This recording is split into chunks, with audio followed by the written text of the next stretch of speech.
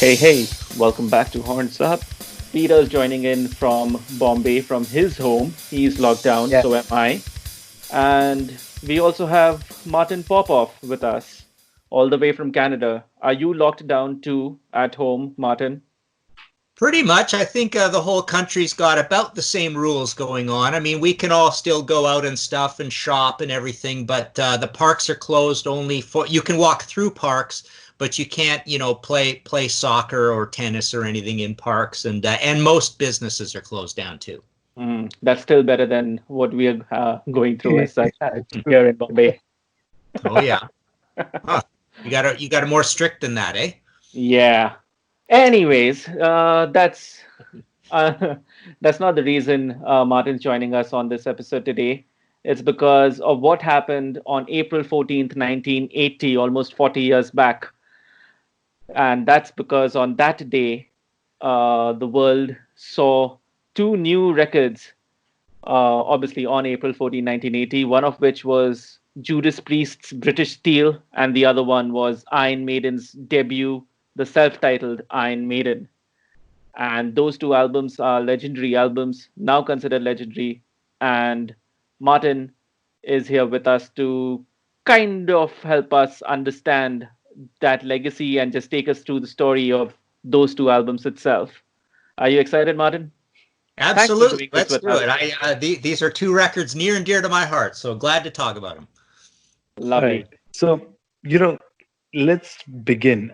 Help us just kind of understand where rock and roll or metal had kind of reached in both UK and US in 1980s. So this could kind of give us some context as to the times that these albums were recorded in. Okay, so basically there was a big flood of cool original heavy metal in the early 70s. The US kind of picked up in the late 70s, but by 78, 79 with punk coming in and new wave, there was a lot of bands kind of falling off the charts. Deep Purple had broken up. Aerosmith is going through troubles. Ted Nugent is having a divorce. Kiss is doing like, The Elder and Unmasked and stuff like that. Blue Oyster Cult's getting a little poppy. There's really not much heavy metal around. Led Zeppelin makes a famously, very notoriously keyboardy album. John Bonham dies, Bon Scott dies, but basically, so right at the end of the 70s, that there's kind of like an obliteration of all things heavy. That might be an exaggeration. There's a couple little things going on. There's Van Halen is a big deal, 1978, but there's a few other small little bands. But you flip into 1980, and around February, you start to get this groundswell of something called the new wave of British heavy metal, right? So you've got this tour going on, this Metal for Mothers tour going on with all these new exciting baby bands that are way heavier than anything that had come before. You've got Saxon and Motorhead. So Motorhead was something that started in the late 70s as well. But you've got Saxon, Iron Maiden, Angel Witch. And you've got these two samplers that come out through EMI, Metal for Mothers, later on Metal for Mothers 2. But the first one has Angel Witch and Iron Maiden on it. And so Iron Maiden is just starting up. They had their Soundhouse tapes. I think they got a single by now. I'm not sure. I think there's a single in between Soundhouse tapes and the debut album. Anyways, but there definitely is this pronounced thing happening. In May, it gets called the new wave of British heavy metal through a subheading in Sounds magazine on an article in there. But definitely there is a steady stream of new very heavy product starting to come out, essentially the start of 1980, and this is the first big pronounced wave of heavy metal, with a couple more to come in later sort of 5-year cycles, I suppose. But yeah, this was a big deal. And, if you were a young metalhead that came up in the 70s and you walked into a store, that had imports, say where I was in Canada, buying in Spokane, Washington, it was an embarrassment of riches. Finally, you had all this stuff that looked heavy, was promising to be heavy, and it was going to be heavy, and that didn't happen in the 70s. All right. So let's begin with Judas Priest's British Steel. Now, this is the sixth Judas Priest album, and the band had been active for almost a decade. Their first album, Rock'n'Rolla, was already 6 years old by this point. Could you help us sum up Judas Priest's beginnings and their journey through the 70s? Yeah, so Judas Priest is one of these bands. I recently did an episode of my podcast, History in Five Songs, Uh-huh. where we did second wave British metal and second wave American metal, where I summed up the late 70s. And Judas Priest are one of the key bands. In the British one, we had, I think, UFO, Thin Lizzy, Rainbow, Judas Priest, somebody else. Oh, I had Scorpions in there. We called it European, not British. So there are these new bands, but not very many of them, and it's not really a movement that start in the late 70s. So Judas Priest, the big deal was their second album, 1976, Sad Wings of Destiny. Uh-huh. First huge improvement in the quality of heavy metal, probably since all the way back to Deep Purple in rock and Black Sabbath, say Master of Reality, that kind of thing, right? So Judas Priest, out of all those bands in the 70s, out of all the bands, American or European, they were the most scientific and cerebral and chopsy and fearless and super creative through the likes of Sad Wings, Sin After Sin 77, Stained Class 78, Hellbent for Leather, well, Killing Machine, late 78, and that came out as Hellbent for Leather in America in 79. You have this great live album, Unleashed in the East. So they are building up, and they are the, hands down, the most formidable, the most professional, the most interesting, intricate, flashy, everything you want heavy metal band of the late 70s. So they arrive in 1980, and things change. We'll get to that. But I think the basically the golden period, I think, creatively for the band is essentially 76 through 79. Okay, so what do you think is the band's intention for the album before they entered the studio? Okay, so at this point, they make a big change. They essentially, they haven't lost their label deal, but they're probably in a little bit of danger of that happening. The only thing keeping them alive is true, pure creativity. I mean, there is a big buzz about Judas Priest simply because how creative they are, but they're still a pretty underground band. 1980 comes along. They go through this period of changing drummers all the time. They haven't had much luck with their drum situation. They have a studio drummer in 77. They do have Les Binks, who is solidly in there for 2 studio albums and the live album. But then they have a falling out with Les, pretty much about money. And so they have a new drummer in Dave Holland from Trapeze. And he's a very simple, straightforward, 4-on-the-floor drummer, or at least that's what they want him to do. And that's what their new producer, Tom Allen, wants them to do as well. Tom wants them to really strip back. Dave fits that mandate. The band is open-minded because essentially, as I go through in my Judas Priest books, the current ones out that are the ones that exist are Decade of Domination, Judas Priest in the 70s, or no, that goes up to 84 because I call the decade 74 to 84, and then I have one called Turbo Till Now, which covers the later years. But in that book, I mean, basically, KK, I believe, kind of talks about this idea. He's pretty honest about, hey, we had to eat, we were starving, things weren't working out. There is this sort of talk that Rob Halford was influenced a little bit by AC/DC, but the idea is, hey, we need a hit, essentially.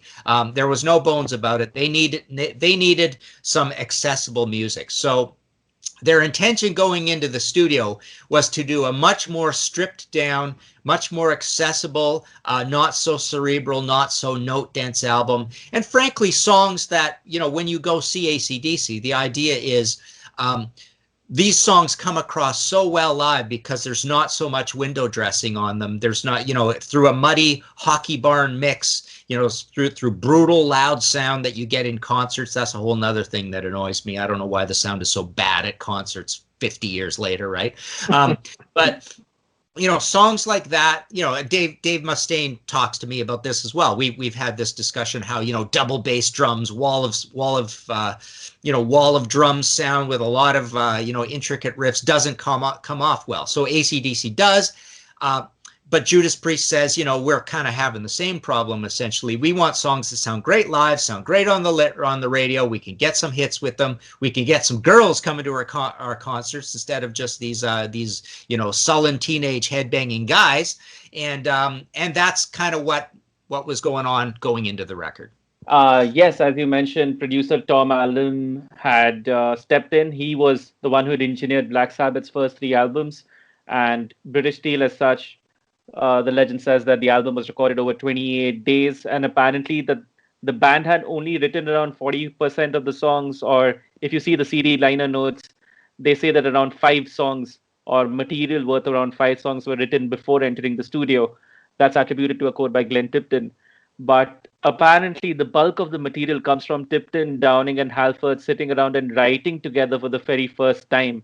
Have you heard of any stories of these recording sessions as such? Not particularly. I mean, they were done at Ringo Starr's studio, Startling Studios. I mean, there are the usual stories you hear about how they had to pull out the cutlery tray to make the the metal god sound. So they're smashing milk bottles and stuff like this. So there are these stories of coming up with those sorts of sounds.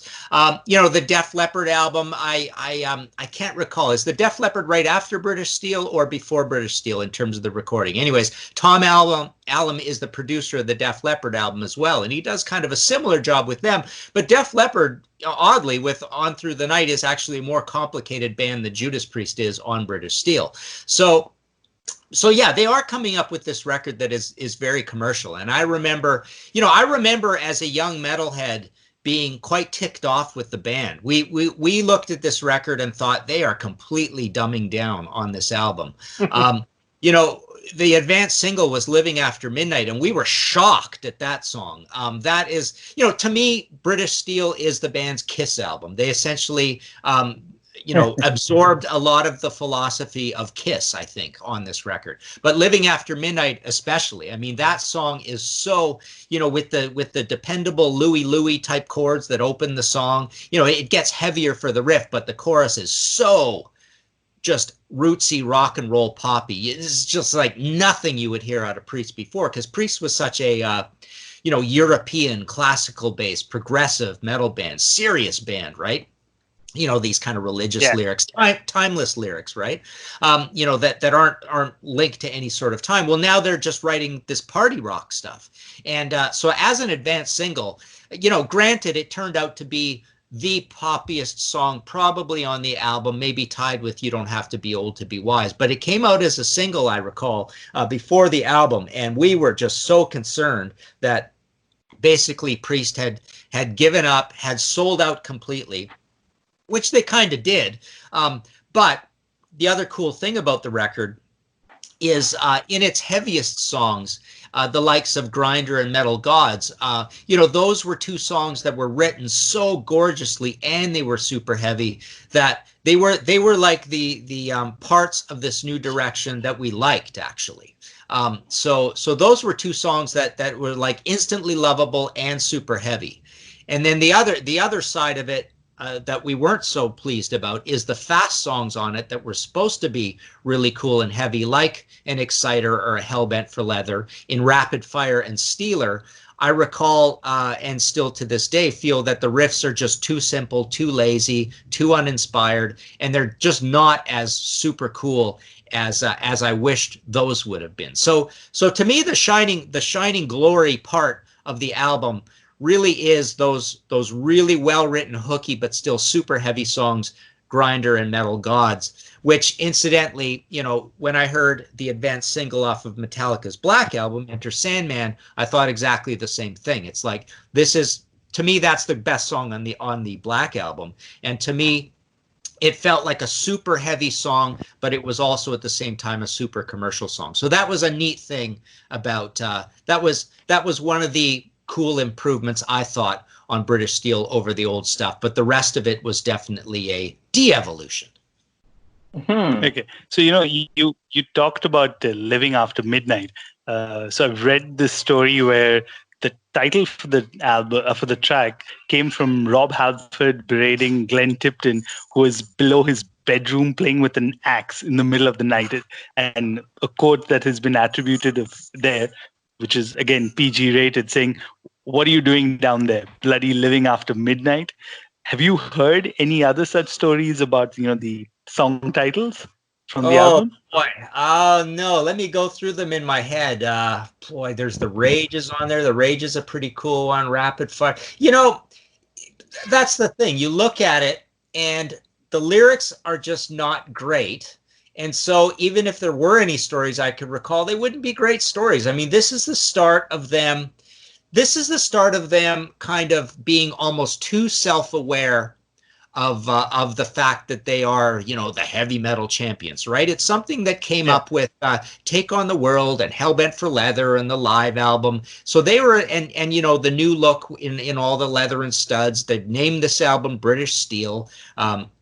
Named for identifying just the same way Metallica is such a great name for saying we are the gold standard in metal. So British Steel, they're kind of saying, 3 years before Metallica came out, we're the gold standard in this new metal movement. So I think that's kind of a neat thing. But yeah, I mean, it's an interesting question because again, the lyrics are simply they're becoming a bit of a comic book band. They're dumbing it down. They're like saying we're not going to be a progressive metal band. We're not going to be as creative as Queen.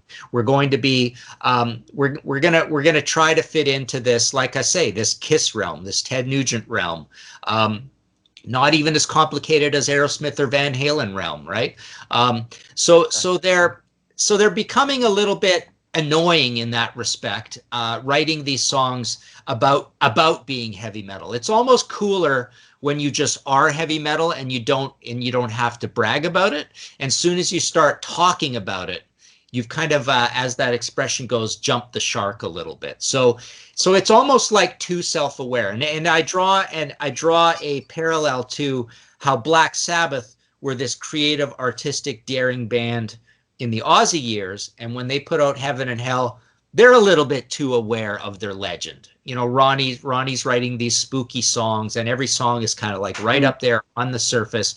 They've lost that enigmatic quality from the Geezer Butler lyrics, and they're just like, hey, we know what we are, we're doing this. And Judas Priest is kind of doing the same thing. You talk about that dumbing down, but I would argue that that dumbing down kind of helps them get really super, super, super big. I mean, take for example, Breaking the Law, which is perhaps one of the most easiest songs to that Priest has ever released, but is today considered a legendary song itself. What do you make of that track? Yes, that's a really well-written song. And that's the thing. I mean, even these dumbed down quote unquote songs are well-written songs. The idea is to construct a song that fits in that sort of Platonic ideal of, objectively speaking, it's a well-written song. And a well-written song can be across any genre. You've heard that story about when rock stars say, it was such a good song. You could sit down with an acoustic guitar and play it, and it's still a great song, right? So that's a thing you hear a lot. And Breaking the Law is a perfect song like that. It's a well-written song. And to me, that song is not as poppy as Living After Midnight or You Don't Have to Be Old to Be Wise. When we were kids, we listened to that and thought, this is a pretty heavy song. This is pretty cool. But yes, this is a record that helped them be big. But the other thing that helped them be big is that through no merit of their own, it just happened to be tossed in to a metal world at exactly the right time. Early 1980 is the perfect time to wade in, as just like Motorhead and Priest are the two bands that wade in to this new wave of British heavy metal thing as elders. And it's perfect timing, just like Black Sabbath had perfect timing with this switch with Ronnie. Everybody, all eyes are on all things heavy metal. So half of Priest doing great at this time it's a beautiful golden era, an explosion era for heavy metal. And half of it is that it's a more accessible album. Since you're talking about accessibility, same thing with tracks like, United. You have that, chorus, the hooky part, Grinder, both those tracks. What are your thoughts on them? Yeah, so Grinder, again, I think is just an exquisitely super heavy sounding song. That one really has that AC/DC quality of just being simple, with a big simple 4 on the floor beat. Not technically 4 on the floor. 4 on the floor means bass drum on 1, 2, 3, and 4. So it's that big thumping thing, right? But it's got the AC/DC beat, which is more like bass drum on 1, snare on 2, bass drum on 3, snare on 4. So it's got that kind of 4 on the floor, this celebrated AC/DC Phil Rudd beat to it, right? So that is a great heavy song. I don't consider it to be poppy at all. United, on the other hand, you're right, it has a very poppy chorus, this melodic kind of like annoying to the ear, like it's an earworm hooky, you know, as they say, chorus that gets in your ear. But it's that simple atmospheric thing. So again, you know, if you're a big Judas Priest fan, it's just Take on the World all over again. So it's the second time doing it. They do it again later with Heavy Duty, right? So that's annoying in itself. It's just like, hey, let's do this again. But it's slow and it's boring. So to me, that is a little bit of a throwaway track. I'm not crazy about it, but Grinder is pretty much my favorite track on the whole album. Okay. What do you think about the Rage? Personally, I really love it, and I guess it's also because it's so different from the rest of the entire album. Was this the experimentation track? Yeah, so The Rage is a really cool track. It's atmosphere. It's got this kind of melancholic melody to it.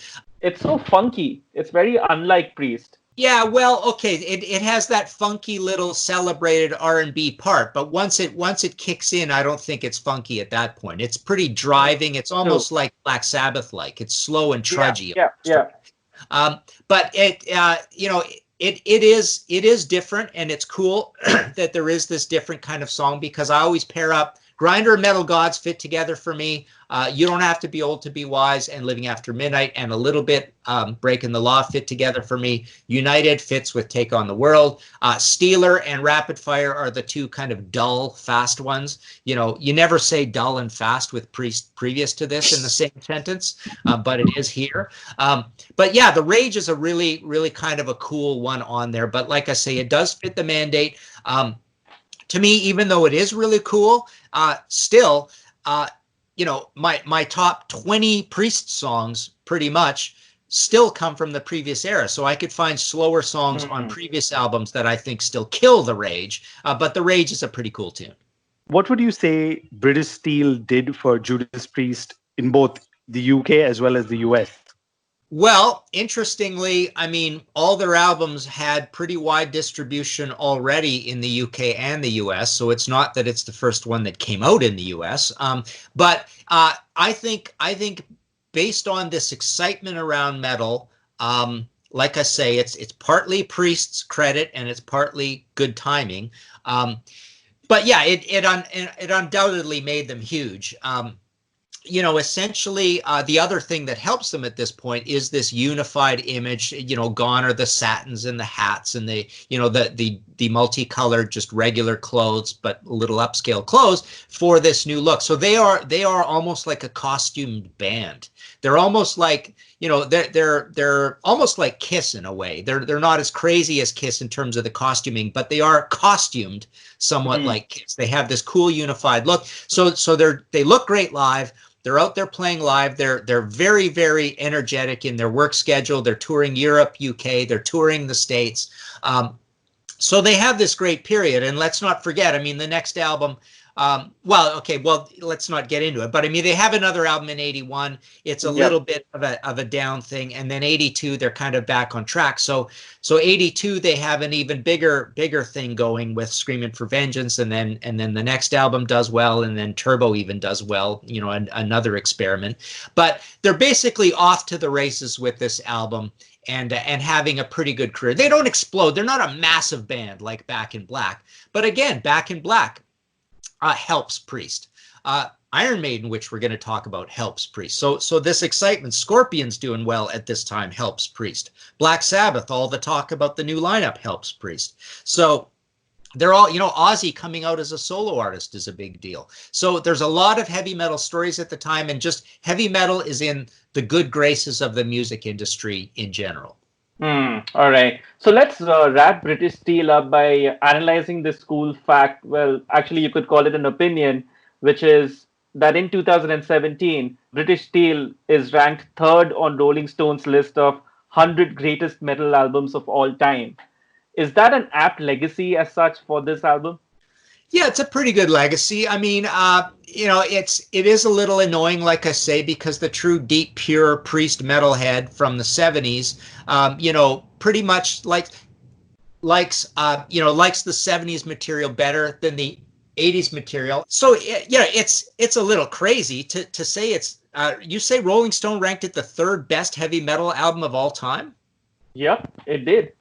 Yeah, that's a little insane. I don't believe it should be, nearly celebrated that much. I mean, they're celebrating them because Judas Priest really, they're almost like picking something to represent the fact that Judas Priest is probably the most pure, biggest, most likely, most in every trope of the word, in every sort of cliche, they are the heavy metal band of all time. So they're probably almost putting it in there as a symbolic, you can't rank Judas Priest themselves much lower than third. So we got to stick an album in there. So I mean, you could have picked that, a super deep heavy metal fan might pick Sad Wings of Destiny as the album that should be in that slot. Other fans might pick Screaming for Vengeance as the record that could have been in that slot. But I think, frankly, I think Judas Priest, it's fine to put them as a band as the third greatest heavy metal band of all time. I would maybe arguably put them second after Black Sabbath and then put Iron Maiden, something like that.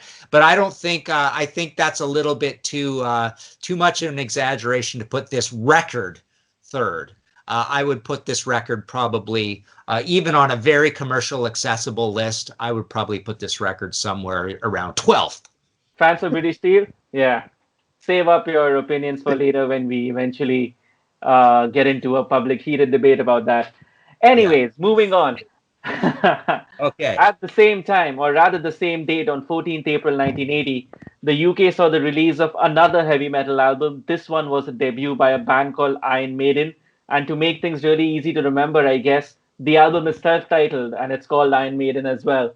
So far, this band has been active for, say, around 4.5 years. So, Martin, did Iron Maiden really have any notoriety as such before they got the chance to record this debut album? What do you think prompted EMI to give them this kind of an opportunity?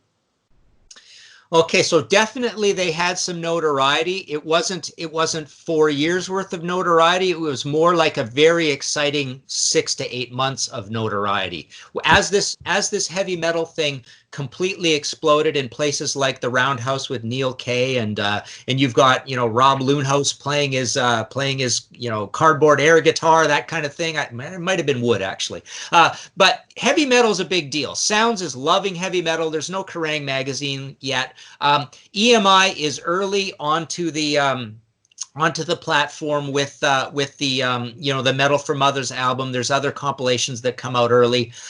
So there's this excitement around this band that is very in a tight time frame. Paul Di'Anno is amazing. This magnetic lead singer. They've got this Eddie mascot doll, which with the glowing eyes and smoke.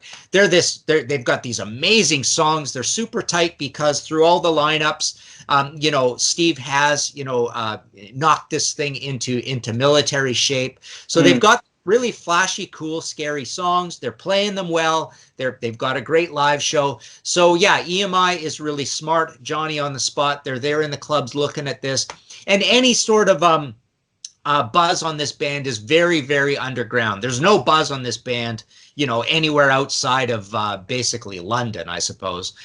There's certainly no American buzz or anything like that. And like I say, it's not a long buzz. I think this is a buzz that is essentially, a 1979 forward buzz. So the album was recorded in January 1980 at the Kingway Studios in London. Now, the big story here is the lack of interest of their producer, Will Malone, who apparently was so disinterested in the band that he just left the band to produce the albums themselves. Have you heard this story, and what do you make of it? Yes, they do complain about that, and this is the changing of the guard, right? We're into a new decade. Will Malone is from a previous generation. He's kind of like EMI's guy, just in there. He's basically said, "You got to do this," and Maiden's like they're so green in the studio that okay, we'll go along with this. So yeah, they all speak kind of disparagingly of Will Malone, and I don't think the results of the record are that bad. It's not a great recorded album, but it's not a disaster either. It could have been worse. There's a lot of new wave of British heavy metal singles and a few albums that sound quite horrendous. And this is another cool thing about the new wave of British heavy metal. It's picking up inspiration from the punk movement in that there are all sorts of independently released singles, small labels sprouting up all over the place, with cool little heavy metal logos and stuff on them. So there's a lot of do-it-yourself attitude going on. And so this really fits into that sort of thing. Even though they're on EMI, they are a baby band, and there is a do-it-yourself attitude. They've already done the Soundhouse tapes. So yeah, he's in there producing, and they get results that are not terrible. I mean, the reviews of this album didn't particularly disparage the production. If I was to characterize the production, I would say it's a tiny bit thin. It's a little bit bright and shrill. There's not a lot of bass on it. But as we know, Steve Harris's problem really throughout some of the years is he doesn't, even when they could do whatever they want, say that's with Martin Birch or even with Kevin Shirley later on, or Steve self-producing or co-producing. I mean, this is a band that didn't, through the auspices of the boss, this is a band that didn't want a lot of big fat bassy sound on there. He wants that clacky articulated bass anyways. Yep. So it's almost like if they would have had Steve's way on this, maybe we still wouldn't have gotten a heck of a lot of bass on the album. But no, generally speaking, it's not a terrible production job. I agree with you on that completely. It's not as bad as the band itself makes it out to be. So, we get 9 songs on this album, with Running Free being the first single. Do you think that was an apt choice? Yeah, that's a pretty good choice. It's not a great choice. I don't think it's that great a song. I mean, it's a catchy song. It's a hooky song. It's got that "I'm Running Free" chorus that sticks in your head. The beat is a little bit, complicated and tribal and gallopy. It's not an easy song to love from a beat point of view. You certainly can't dance to it. Not that people were going to be dancing to new wave British heavy metal. It's short.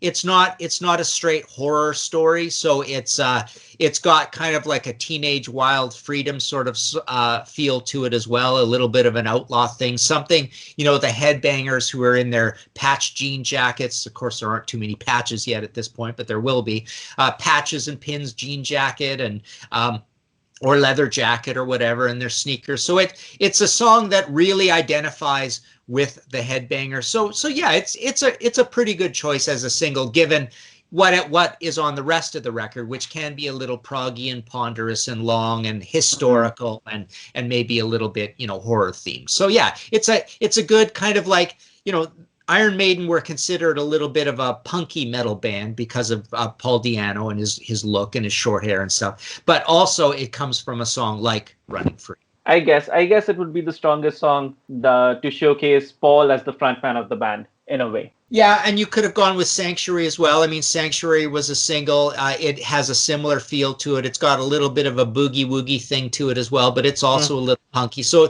Sanctuary and Running Free feel like the two songs that are the most similar to each other to me. All right.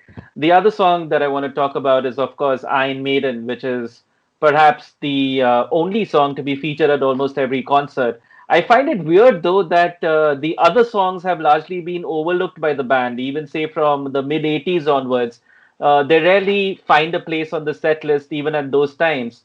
What do you make of that? Have you ever had a chat with the band about not playing, say, Phantom of the Opera or Charlotte the Harlot, or, I don't know, even Strange World for that matter?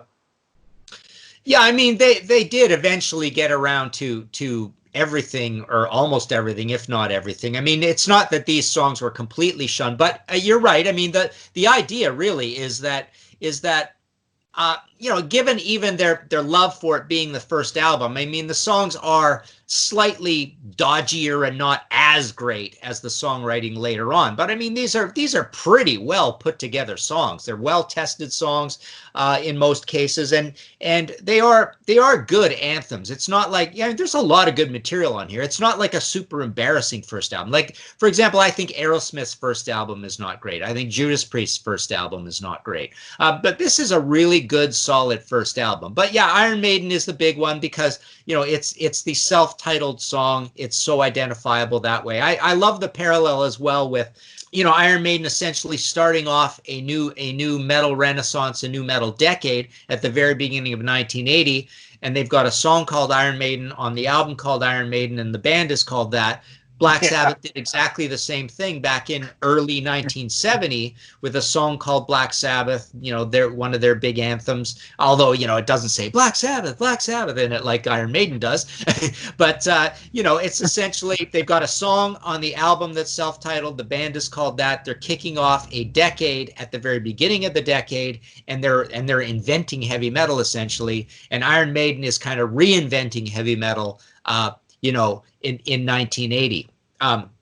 Although, I always want to make the point, though, Iron Maiden is doing this big thing and they're making this big splash, but I never, ever will cede to the point that some, deep Iron Maiden fans say that it was an amazing new kind of music that they were making, and oh my God, like this is a reinvention of heavy metal. No, to my mind, Iron Maiden is essentially a faster and wilder and looser version of everything Judas Priest was already doing on Sad Wings and Sin After Sin and Stained Class and Hellbent for Leather. There's nothing new about what Iron Maiden is doing, other than some subtleties like Eddie. Eddie's a big deal. I mean, having this mascot and having this lurid,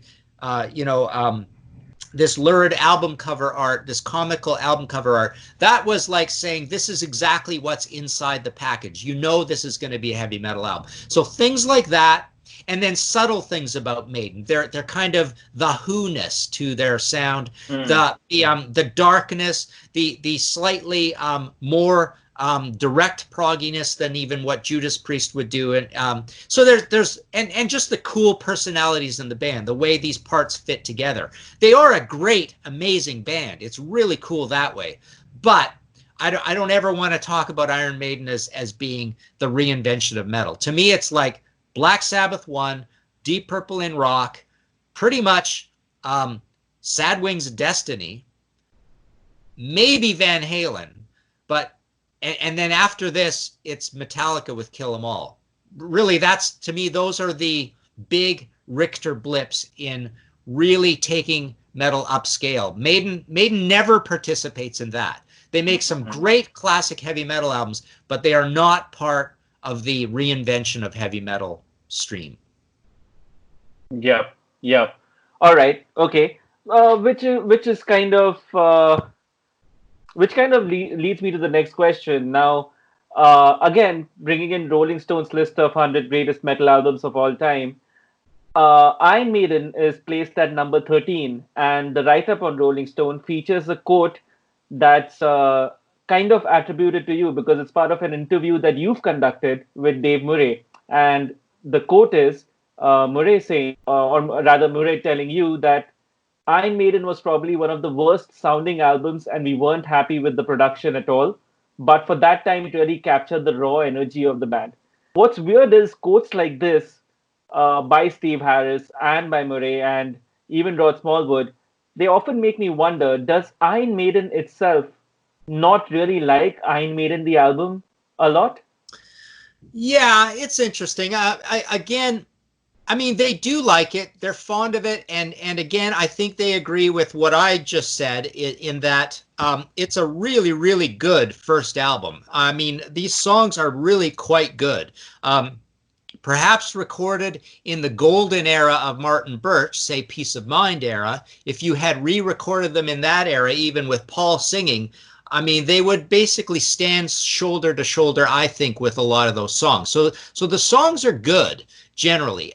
And you know what Dave says there is really interesting. I mean, it really does capture the energy of the band and the enthusiasm and the chops and the tightness of the band. I mean, it's a little bit of a loose album, but the point is it does capture the energy. And as we both agreed, the production is not terrible. So,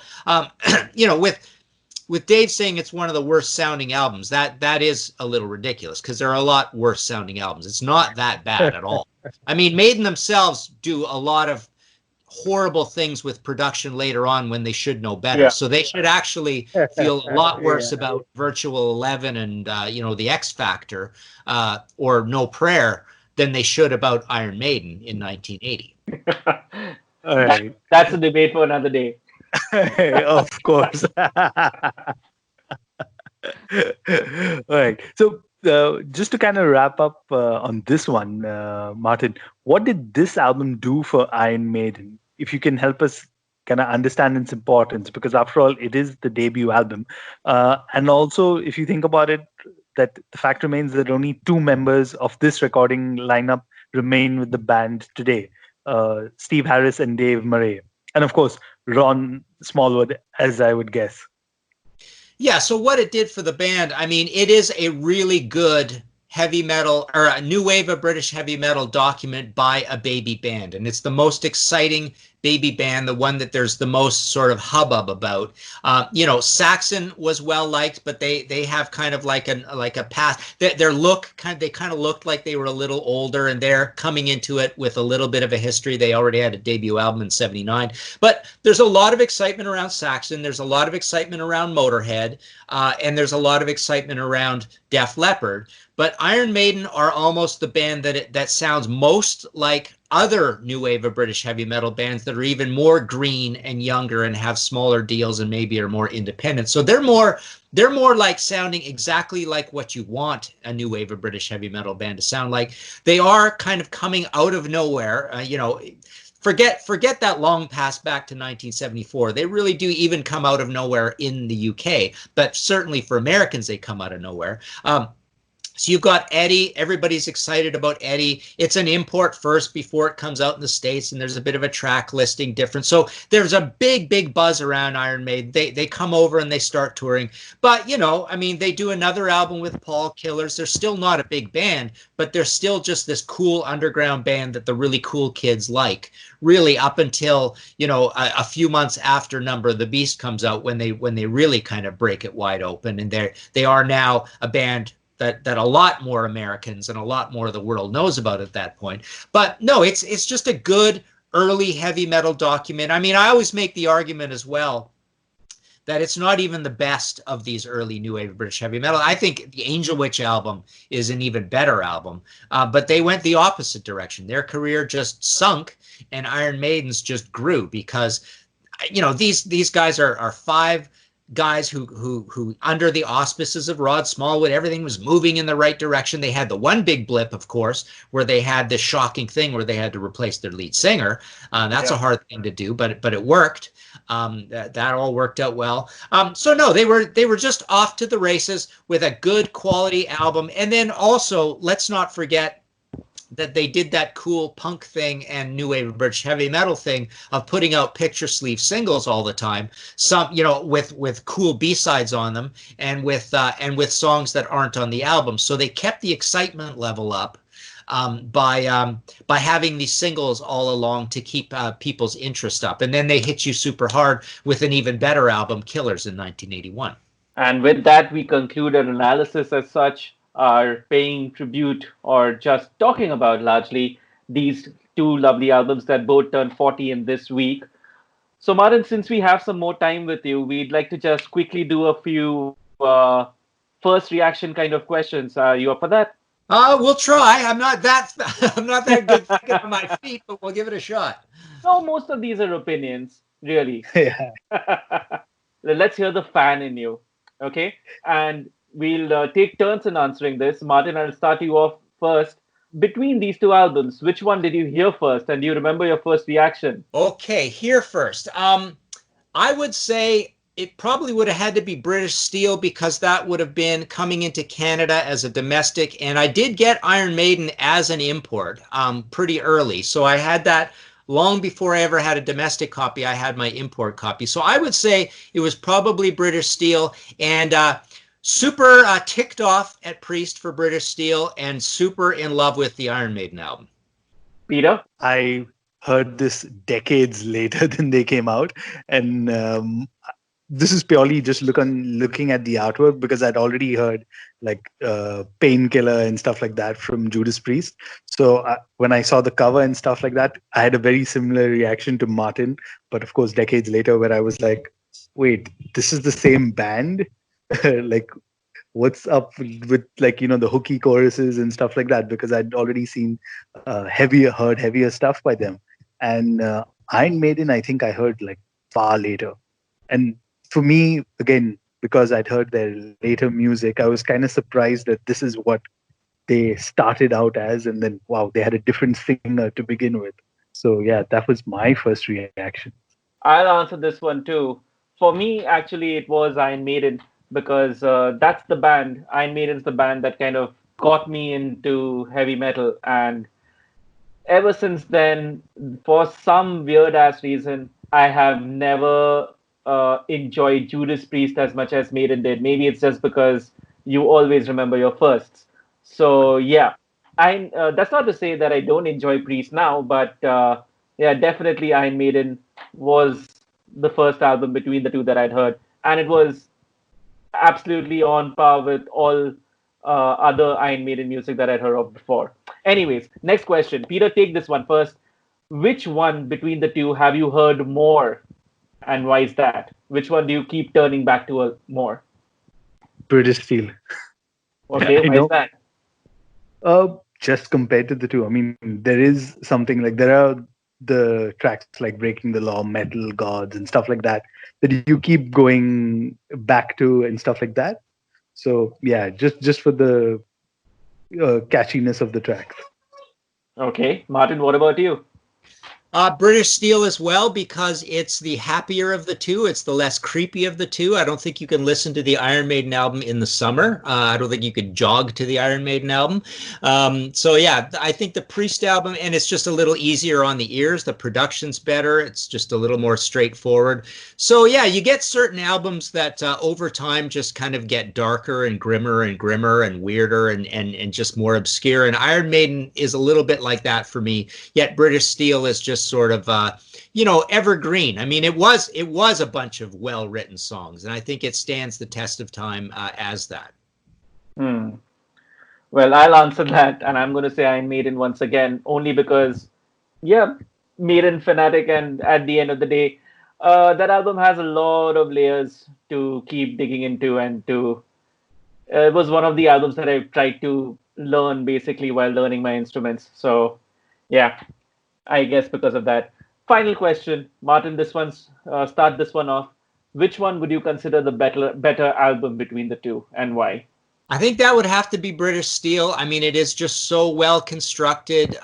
It is, Tom's production. People put him down for his production, as do I. Certainly, I think I went back and played Screaming and Defenders, and it's horrendous. They're both horrendous sounding, really. But what he's doing here is a sort of Martin Birch production where he's got everything nice and tight in the middle. It's got this straight in your face sort of sound. There's not a lot of bass at the bottom end. So yeah, I think it's produced quite well. It's maybe one of his best productions. I think the songs are just airtight, well written. The sequencing is good. A lot of anthems, a lot of big hits on it. And I bet if you really poke the Iron Maiden guys with a sharp stick, they would probably admit British Steel's a better album too. I definitely. I'm waiting for you to go for this, Animesh. No, okay. So 15 years back, I would have blindly answered this as Iron Maiden, and I would have stuck to my guns and thrown a hissy fit if nobody would have accepted that as the answer. But today, having heard more and being able to appreciate the music more, I will concede that yes, British Steel is the better album of the two. What about you, Peter? As much as it pained me to say that, yes, it is true. British Steel is the better album between the two.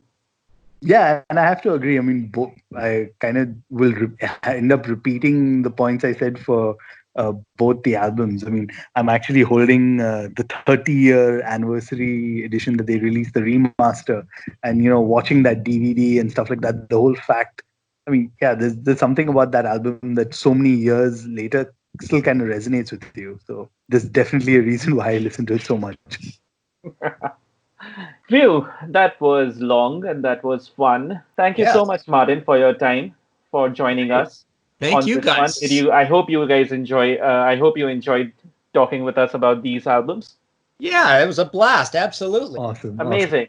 So, how are you keeping yourself busy at this time? I'm going to be very, very busy in the next few days because tomorrow I receive the first of my Rush book trilogy, Anthem, Rush in the 70s. That's a big, thick hardcover, lots of words and just some photo sections. So those physically exist tomorrow. And then I've got a bunch of back orders for my Merciful Fate book that I receive copies probably Monday. And I also get a new Saxon book on Monday, Denim and Leather, Saxon's first 10 years. So it's actually just on the 80s in Saxon. So I'm going to be pretty busy. And right now I'm in the middle of writing, past the middle actually, of writing the third of the Iron Maiden trilogy. So we've got what is it? Where Eagles Dare, Iron Maiden in the 80s. We've got Holy Smoke, Iron Maiden in the 90s. And now it's going to be Empire in the Clouds, Iron Maiden in the 2000s. And I'm just starting to write the Final Frontier chapter right now of that one. So, my mailing and shipping chains all stay open. The print shops are open. So I'm going to keep doing this.